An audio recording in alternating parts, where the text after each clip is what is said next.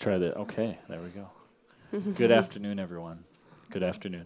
My name is Derek Madsen. I'm the Chief Development Officer at ANERA, and I want to thank you all for being here today. I want to thank our partners, Dubai Cares, for inviting us to the rewirEd Summit, and I want to thank my colleague Samara Yasir, our country director from Lebanon, who did the majority of the work putting this session together today. So thank you, Samara.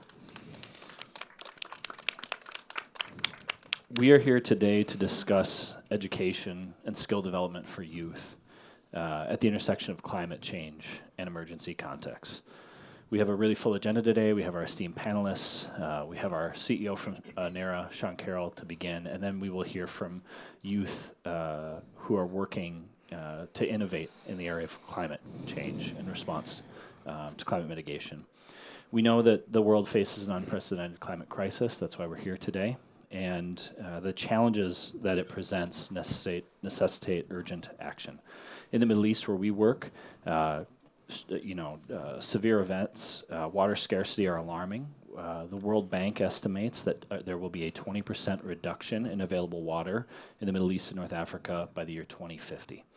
And we recognize at ANERA, and I know my colleagues do as well, that many of the innovations in the response to climate change will come from local communities who are experiencing that change most drastically. Local communities, indigenous communities, the displaced, often will lead the innovations. And so our session today will focus on how we, as organizations, as leaders, can support youth and young people through education, through skills development, and give them the platforms that they need to succeed as they lead us forward in responding to the crisis. We'll have some comments from our panelists today. We'll welcome young people. And I'd just like to begin by turning to Carrol, CEO at ANERA. Sean's going to take the podium and speak to us. Sean works leading ANERA, who has been working since 1968 to respond to the needs of refugees and displaced people in the Levant. Sean, will you open the session up and prompt us by responding to the key factors you see fostering green skills among youth and how we can support them and empower them to respond to climate change mitigation? Thank you. Thanks, Derek. Thank you, Samar. Thank you, COP Presidency, Dubai Cares, rewirEd Summit, for inviting me and ANERA here. I had some prepared remarks, but I'm going to talk to you about what we're looking at right now, how what we're facing in Gaza is relevant to this topic. I have to say, at some point I thought, why are we doing this? Why are we going to COP28 when we are so entirely focused on the response in Gaza? But there is relevance, and very important relevance. And also things that I'm hearing here this week, innovations, ideas, solutions, financing, those all have to be leveraged and geared towards Gaza. Yesterday was probably the worst day we've seen in the Gaza response, and it just keeps getting worse every day. And so it's hard to think about recovery and rebuilding, but we will recover. Palestinians, Gazans will recover, and they will rebuild. This time we have to do it differently. We have to rebuild much bigger, much better.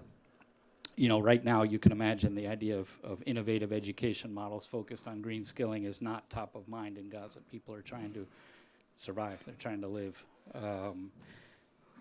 But a few days into the bombing, a couple weeks in, we got a call from a farmers cooperative in Rafah. And most of the calls that our amazing, heroic staff, particularly Sami Matar, who's leading it, most of the calls he's getting are desperate pleas for water, for food. But he got a call this day from the farmers cooperative saying, we just wanted to let you know that thanks to ANERA, thanks to the work we did together and the solar-powered reverse osmosis water filtration irrigation system we put in, we're still growing food and we're feeding 1,000 people a day. And so when we get the response that we have now, we have, just to give you an idea of how much recognition there is of the need and how much support there is in Gaza right now, we're an NGO that's usually small to medium size. We're only in Palestine, Lebanon, and Jordan. And in a typical year, we have 5,000 or 6,000 donors. In addition to U.S. government funding, UN funding, foundations, we have a lot of private donors. In a typical year, we have 5,000 or 6,000. Since October 7th, we have 35,000 new donors. So there's a lot of support, but it makes us say, what about in between the bombings? What about in between the crises? And when I look at that farmers cooperative and the system we built there, and the hundreds of rooftop gardens we're doing in Palestine, in Lebanon, in Jordan, low water use, high yield rooftop gardens and greenhouses. We're doing climate change and mitigation and resilience education at all levels of education. But it's not enough. One person, an architect focused on green building from Egypt, was speaking earlier this week, and she said, you know, it's not enough to slap a couple solar panels on and say that's green building. And we're guilty of that. We've come a distance from where we were. When I started at ANERA 6 years ago, I declared we're not building without building green, but sometimes it's just a couple of solar panels or that rooftop garden. We need to do more. And so I think when we are looking at this response, and I'm speaking of Gaza today, and this, we work in the whole Levant, and this session is global, and the issues are global.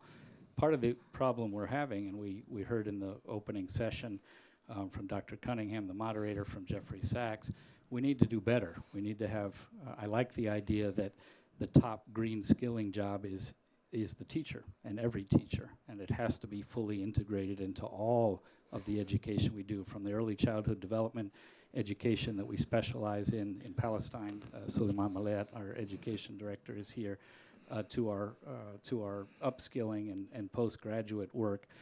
In Lebanon, we built recycling centers, large ones, as large as some of the buildings here, and we had the youth in our solar installation and HVAC vocational training program install those solar panels. So we need to integrate it all. We need to do more. We need to recognize that when we rebuild Gaza, it can't just rebuild the way it was with an okay building.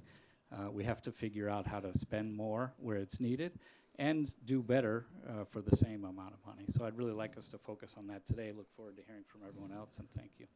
Thank you, Sean. Thank you. Julia, welcome. Thank you for being here. You're an educator. Sean was just talking about the importance of that. That's the theme today. You're the head of education at UNRWA. And, you know, this is a very important topic I know that you all are working on around young people. And I wonder if you might share with us some of the models that you're deploying and that you're incorporating to integrate green skills in education and to contribute to youth empowerment, gender equity, and all of the important aspects of this work. Sure, absolutely. Happy to. Thank you so much, and thank you to ANERA for having me on this panel on this really important topic. I am going to cover also a little bit Gaza, but I want to talk first about the issue I was invited to speak about, which is UNRWA, the UN Refugee Works Agency for Palestine Refugees, is a mandate to support the protection and services of Palestine refugees throughout the Levant region of the Middle East. So we have vocational training. We have a very formal education system, actually, for those who aren't familiar with us. We provide grade 1 to 9 basic education, and then we also have a vocational training program. We have 8 vocational training centers in our 5 fields of operation, which are Gaza, West Bank, Syria, Lebanon, and Jordan. In vocational training, we have 8,000 students enrolled across those 8 centers. In our other program, our basic education program, we have 550,000 students enrolled across the 5 fields. So we are a large player in the education sector in the Levant region. We operate in a region that is already facing the threat of worsening climate crisis, exacerbated by rising socioeconomic challenges. Energy scarcity, fuel, water shortages are impacting the lives not just of the Palestine refugees, but also of our host communities. So we feel that green skilling and upskilling is crucial to overcome these challenges. We're striving to build the green skills of Palestine refugee youth with 2 primary objectives. The first is to enhance the sustainable livelihood opportunities of young Palestinians. The second, to support the green energy sector and sustainable innovations in the region. In 2019, we piloted a GIZ-funded green energy project in Gaza, where we introduced a vocational training course on the installation and maintenance of solar photovoltaic systems. I can't say that word, but basically solar energy systems. The curriculum was designed designed in alignment with market-relevant innovations in the field of solar energy. We established a new energy workshops in our vocational training centers with the state-of-the-art training equipment. Following their training, our students completed paid apprenticeships in local companies, which helped to result in a high rate of employment of our graduates. The course had an uptake of by young Palestinians of 100 students enrolling in our 2 vocational training centers in Gaza. Unlike many of our regular hard skill vocational training programs, our Solar Panel 1 training program was quite popular with women. And it is welcome in a region where women tend to work in traditional skilled areas, office work, nursing, teaching. It was really welcome that we have so many young women joining our solar maintenance program. In fact, in our Gaza Training Center before October 7th, 53% of our students were female across all of our courses, and 63% of them were employed within 1 year of graduation, which is a high rate when you consider the fact that before October 7th, 64% of Gazans adults were unemployed. So we were quite proud of this program, and we also expanded it to some of the other fields of operation where we work. Solar panels for our installations, our schools, our health clinics are important in all of our fields of operation because there is a lack of electricity by other means in Syria ever since the war there, in Lebanon due to economic collapse, and of course in and out in Gaza. And now I'm losing my notes. However, green skills alone, we've also, by the way, expanded our green skills programs and services in our vocational training programs to include hybrid and electric vehicle maintenance, and we're aiming to increase skills programs in our vocational training programs that are green and appropriate and will help to address the climate change needs and adaptation needs throughout the region where we work. In Gaza, we also have conducted green startup competitions where we selected entrepreneurial students and projects in fields of renewable energy were awarded a small grant and toolkit for implementation. And one of our female students in 2021 won the ETF Green Skills Award for her solar energy project. Along with skills development, awareness is key to encouraging youth to spearhead the shift towards sustainable economies and societies. We plan to include green modules in our education and training materials to educate young minds and the importance of adopting green solutions in practical and professional lives throughout our vocational training centers and our programs within them. And we also are working on installing clean, carbon-neutral infrastructure in our buildings, our schools, our training centers, and our health clinics to set a positive example for the local community and also for ourselves. We're hoping to encourage a green mindset among Palestinian refugee youth and Palestinian community writ large through the leadership and change that the youth will bring to their communities and empower them with the skills they need to contribute to green, adaptable solutions to the changing climate in the region. However, what we really need going forward are 3 things. We need partnership for green innovation, not just within the 4 fields that are not currently being destroyed, but where our infrastructure is currently being destroyed, but in all of our fields, as well as we rebuild in Gaza.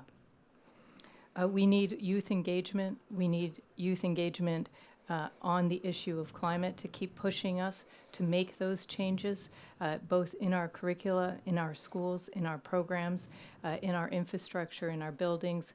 We need to hear the voices of Palestine refugee youth and telling us how important it is to them that we help them learn to adapt to the changing climate throughout the region. And finally, in Gaza in particular, we need a ceasefire.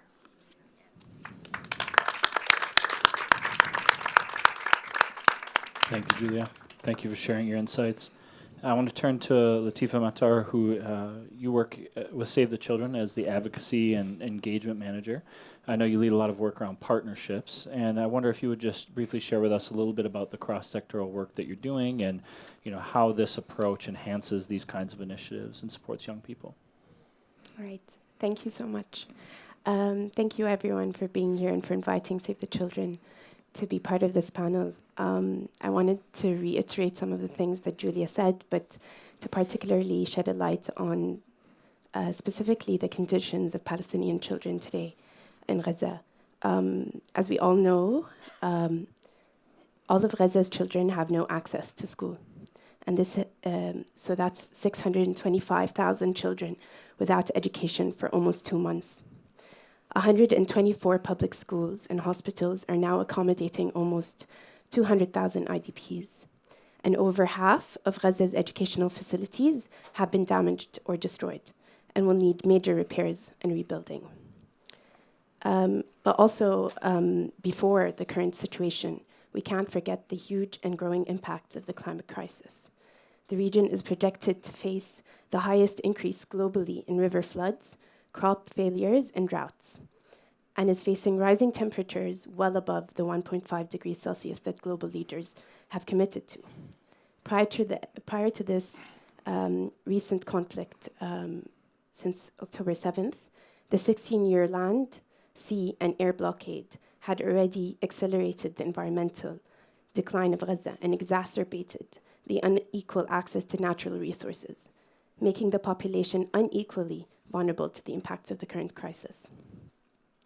We know conflict cannot be looked at in isolation to climate change, and 183 million face the triple threat of high climate risk, poverty, and conflict across the world. And I don't have time to go into numbers as well, but we also know that children in the West Bank have been impacted in the past 2 months as well, and not having access to schooling. The conflict is also impacting children beyond the occupied Palestinian territories, with thousands of children displaced in border communities.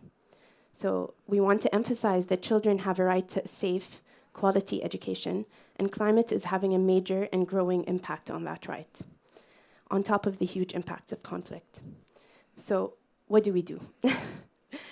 And oftentimes, no one actually tells us what we're doing about it. First off, at Save the Children, we listen to the children and their priorities. So children in humanitarian crises have told us over and over again. To those of you who don't know, Save the Children has been working for 100 years now. So over and over again, children have said that education is a top priority for them in emergency situations. And children in the climate crisis are also telling us clearly that they want an education that supports them and their communities to be a part of addressing the climate crisis. So children are already living with the impacts of the climate crisis, and this has been, schooling has been disrupted for 40 million children a year. How do we deliver that? So we need education to be put at the core of the humanitarian response as a life-saving intervention. We need to work together to build on the progress, including through the Global Education Cluster, which Save the Children proudly co-leads with UNICEF to coordinate education responses in humanitarian crises. In Gaza, the cluster includes over 50 UN agencies, international and local NGOs, who are working together to plan how, once the situation allows, we can best support Palestinian children's education together. And similarly, we need education to be part of the heart of our response to the climate crisis. So one example of what Save the Children has been doing is a program with WWF called the Green Generation Partnership on Environmental Education. This supports children to address real-world environmental challenges. And we implemented this in Myanmar. And it's shown how relevant this approach is to the needs of children who have been caught up in conflict, and its teaching materials are currently being integrated in community-based education initiatives. And we hope, we've already adapted the material for the occupied Palestinian territories, and we hope that we'd be able to implement that model as well there. And we've adapted it to include new units on energy and on drought specifically. Our colleagues in Lebanon have also worked with Palestinian and Lebanese youth to develop a piece of research on barriers to implement green jobs. Over 70% of the youth surveyed in the research were interested in green jobs as a possible employment pathway. And another initiative that Save the Children is working on is called the Youth Innovation Labs Plus. It's a mouthful, but it's great. And it's going to be based in Alexandria. And the idea is that it's going to bring together young climate activists from across the region to discuss, design, and collaborate towards finding solutions for issues related to climate change that affect young people's lives. So, I was told by my colleagues who've been working in this field long before I have that we've come a long way, specifically by putting education at the core of humanitarian responses, as has been a challenge, but we've made progress since the World Humanitarian Summit in Istanbul in 2016, and the creation of the Education Cannot Wait and the Global Refugee Forum. And putting education, green skills at the heart of the climate crisis isn't a new idea either. In fact, Article 6 of the UNFCCC recognizes the importance of education. This article comes before the one that created the COP that we are at today. So this COP has also shown, and the event we are at here today, rewirEd, has shown how education is part of the climate response. And this particular COP, we've worked with the GCF, GPE, on the BRACE co-financing facility launched this week, and with GPE and UNESCO on the expansion of the Climate Smart Education Initiative. And then, as we can see from an event like rewirEd and having a dedicated education day at COP, we're making strides. However, there's still a lot that we need to do to realize the vision of those that drafted the UNFCCC. So we look forward to working with our colleagues on the panel and all of you in the audience to expand climate and education initiatives and to keep on listening to children and putting education at the heart of humanitarian climate responses, and to continue calling for a definitive ceasefire in Gaza. Thank you. Thank you again. I'd like to bring in Mageed. Mageed, you're a director with Road Food Program here in the UAE and a representative for the GCC. And I know that you've worked at the intersection of green skilling and food security and have some interesting interventions to share with us today to prompt our thinking on how we can respond to promote greater climate resilience. Thank you. Thank you. I'm glad to be here, seeing all the young faces here. Happy to see you all. Yeah, I would like first to echo all the previous speakers that we see a ceasefire in Gaza today, not tomorrow, so that the suffering of millions of people there come to an end soon. I would just like to tell you a story. That before I came to Dubai here, I was based in Jordan, and there one of the ideas came from our staff. We have something called the Innovation Accelerator, and then calls for ideas from our staff in the field. One idea was, why don't you do a hydroponics for herders who buys the fodder that comes imported at high cost and so on. So it was very simple, which we call high-tech, but it's not high-tech. It's just a shipping container reconfigured where we have solar panels and a small pump to bring the water and for the lights and so on, and was very successful. The production was really improved, and that you would see, but I'll show you which one is the high-tech.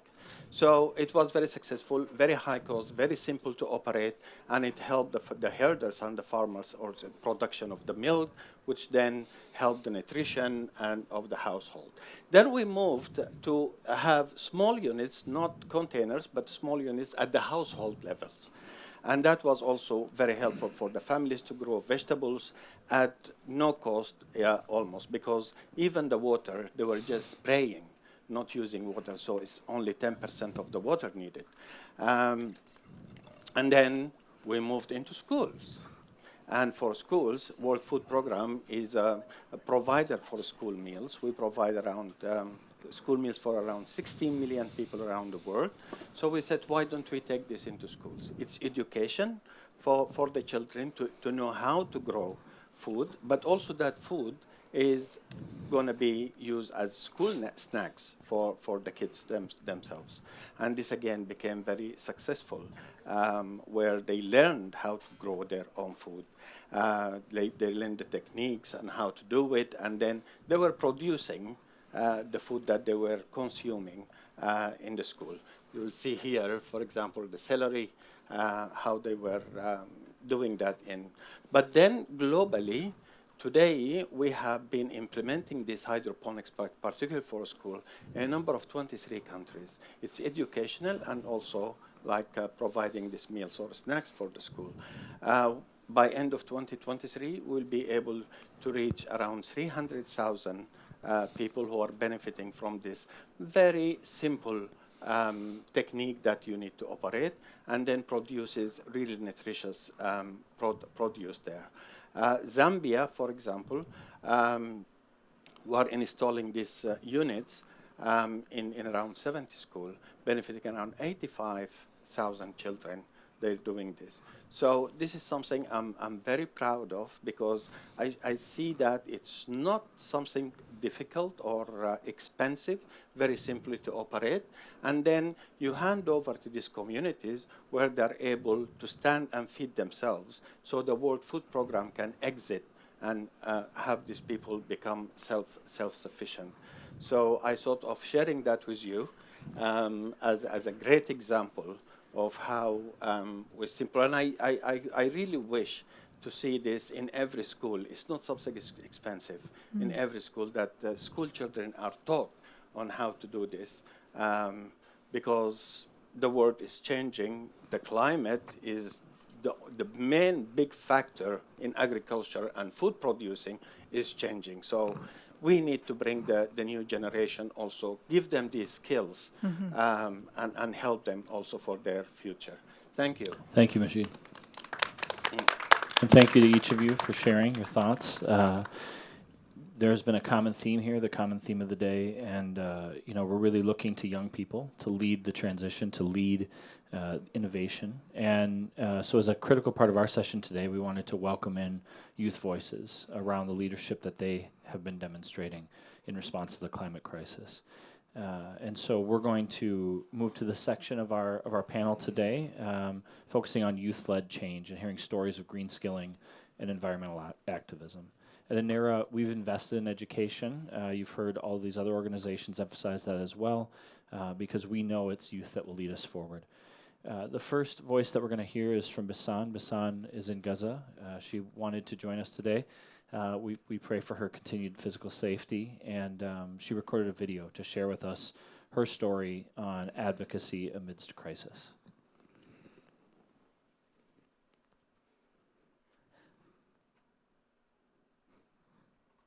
Hey everyone, this is Bisan from Gaza. The environmental issues, the environmental concerns have been always present in Gaza. Our role in helping our nations to stop the climate change and to make people resilient, to have better lives, even though the climate change is a reality now.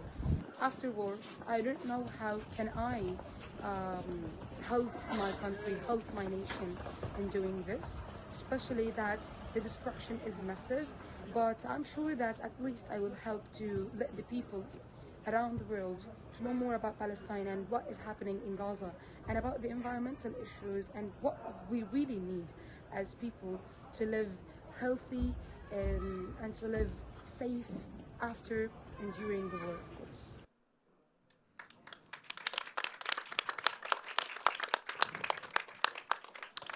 Now I'd like to welcome up, we're going to call on each of the rest of our youth presenters. I'd like to welcome up to the podium. We're going to start with Dana. Thank you.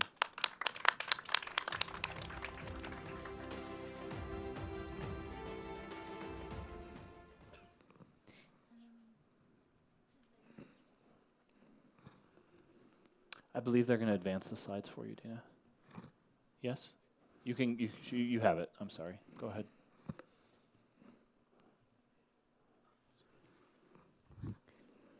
بداية أتقدم بخالص التحية والاحترام لشعبي وأرضي، أرض فلسطين الأبية التي تسطع شمس الصمود في وجه التحديات. إن مناخ الأمل ينبع من قلب هذه الأرض الطيبة. معكم أنا اليوم دانا مصفر، فلسطينية وعايشة برام الله. عمري 23 سنة، ومن أنا وصغيرة كنت كتير أحب أشارك بمبادرات بيئية، واللي كان سبب تأثير عائلتي علي. فحبيت أكمل بهذا المجال أكتر ودرست Air Planning Engineer، واللي خلاني أكتر أعرف وساعدني كيف أبني مدينة أو قرية مستدامة من حقق ال 3 components Social, Economic and Environment. وكمان الوعي البيئي والخوف على المستقبل والآثار المترتبة عليها، سواء من التلوث، سواء من انبعاث الغازات السامة أو النفايات الصلبة، وكتير مشاكل كمان كتير خطيرة على حياتنا. من المشاكل اللي أثرت فيها شخصياً أنا كدانا هي مشكلة أكياس البلاستيك. وهي من هاي المشكلة بلشت مشروع كيسي أنا وشريكتي عليا ب 2021، وهو مشروع أكياس قماش صديقة للبيئة مصمم بطريقة عصرية ونحب نعكس فيها الهوية الفلسطينية، سواء كانت بالطباعة أو الخياطة والتطريز.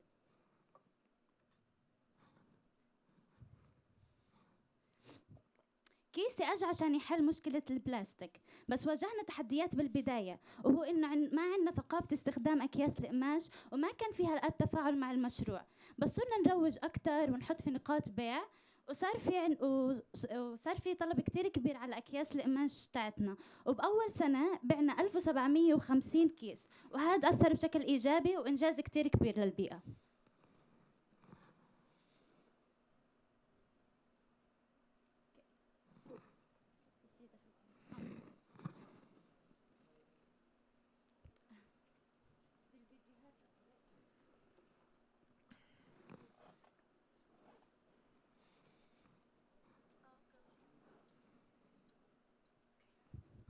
في كتير شغلات بتميز كيسي بيئي لأنه مصنوع من قماش منصوري، والحبر اللي بنستخدمه هو حبر متغلغل بالقماش نفسه، والورق اللي بنطبع فيه كمان بتم استخدامه لصناعة الورق، بنعمل له ريسايكل، وعشان هيك هي غير ملوثة سواء بطريقة الإنتاج وحتى بعد الاستخدام، عكس أكياس البلاستيك اللي بدها تتحلل بعد 1000 سنة.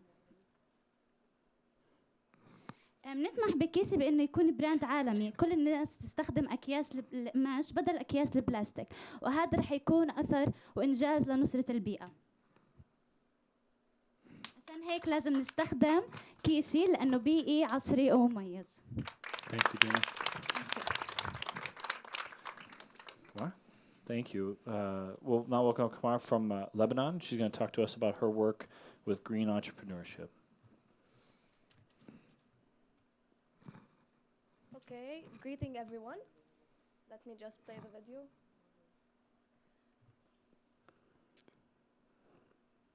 Okay.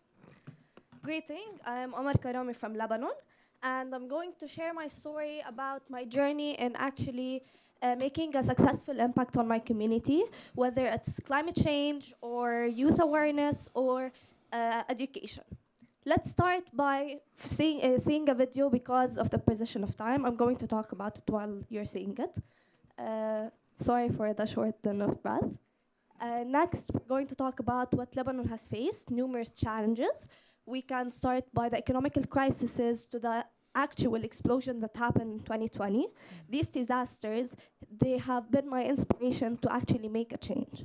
Well, we start with my collaboration with organizations and various sources like ANERA, UNICEF, and many others.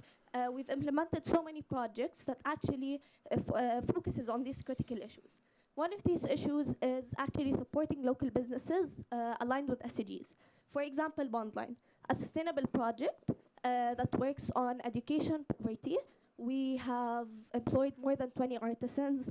We have worked on education. We have got 91.7% of people in the marketing research that said they are interested in buying such an eco-friendly project. And we are spreading the word about it. We are taking it to booths to increase their income. Finally, I believe that we are the solution. Through collective efforts and so many approaches and initiatives, we can reach our point and we can save this world for me and for the next generation and for you. Thank you. Thank you. Aya, thank you for joining us.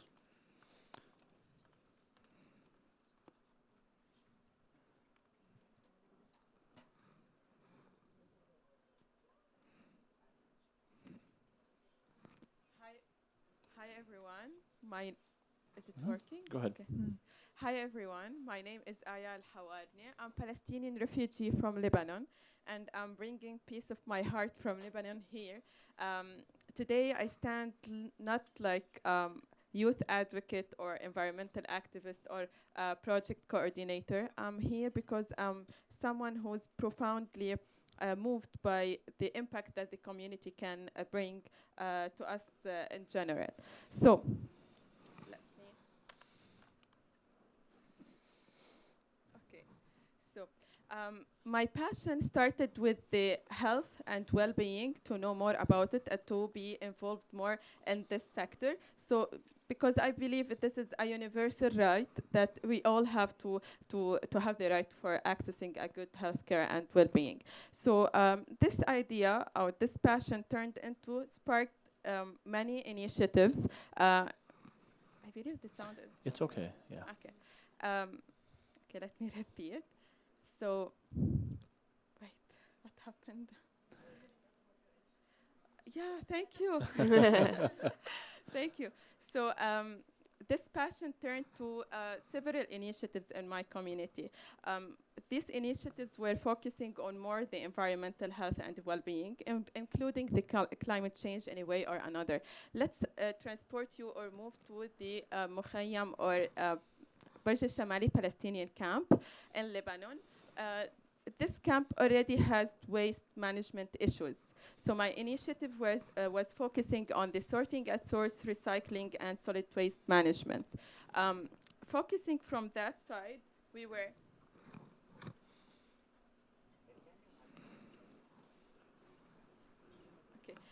Can you picture this small community or small camp with waste management issues and 100 of things that's going on, external factors? My initiative was leading the 30 passionate youth to run cleanup campaigns to inspire the adults to maintain a clean environment and to spread the awareness of reducing the plastic usage. Therefore, the impact was nothing short of transformative. So the adults or the community itself embraced together to put to become the environment more healthier and cleaner. So for example, the initiative extended to 2 schools with over thousands of students inside 2 schools. The students themselves went to guide or to organize a campaign to collect all the sorted plastic and to donate them to an association to replace it with wheelchairs instead. So as you see that the community as a whole, from adults, youth, and children were engaged and involved in this transformation, that the impact was the environment to become healthier and cleaner. So, however, the impact didn't stop there. The youth, the 30 youth, including myself, continued our efforts to involve more and to participate more in conferences that related to the healthcare and to advocate for well-being and health and climate change. So, as what I want to say and to finish,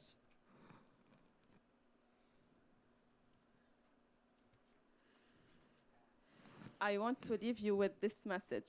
Empowering youth and to stay with the youth is not a significant goal that we need to go over. It's a reality, powerful reality with a lasting impact. Thank you. Thank you, Yahia. Thank you. I want to finally welcome up Owda from Jordan to share with us her work in the Green Candle Initiative.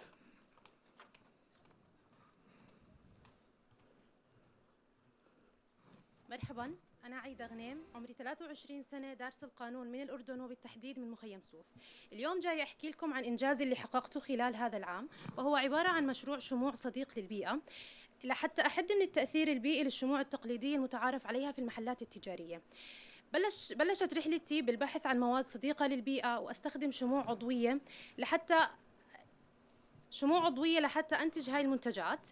بعد رحلة طويلة من البحث قررت أعتمد شمع الصويا، وهو عبارة عن وهو مصدر دخل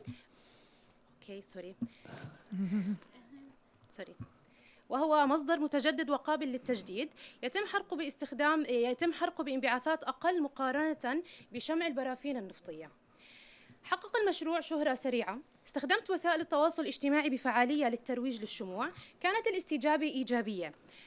تمكنت من بناء علاقات قوية مع موردين محليين لدعم اقتصاد مستدام، وبفضل الدعم من منظمة أنيرا أصبحت مدربة خبيرة ومحترفة في صناعة الشموع، وأصبح متجر عايدة معترف به على الصعيدين المحلي والدولي. وشكراً. Thank you, Owda. Thank you to each of our young leaders for sharing their inspiring stories. We really appreciate you joining us today and sharing about all your great work. A few closing comments, if I might. I started my career early working with young people, and I think that the examples that we've heard today, the themes that we've heard from our panelists, all resonate that leaning into young people, leaning into providing them the supports they need will create these kinds of initiatives. And they make me hopeful, and I know they make all of you hopeful about the future and about our ability to follow young people in designing the responses that we all so badly need to respond to the climate crisis. At ANERA, we work alongside partners like our panelists, like our young people, to design initiatives. And we're excited that coming up in 2024 in Jordan with many partners, we're going to be launching a sustainable agriculture, youth engagement, and education initiative working on rooftop gardens to expand those from a residential setting where we work with families for quite a long time to help them deal with food security and produce locally, to begin to focus really on translating those skills to young people. While not all young people will become, will not work in agriculture, taking those skills and those lessons with them into the world we know will help provide the kind of orientation and the kind of knowledge and skills that we need as we think about sustainable and ecological leadership.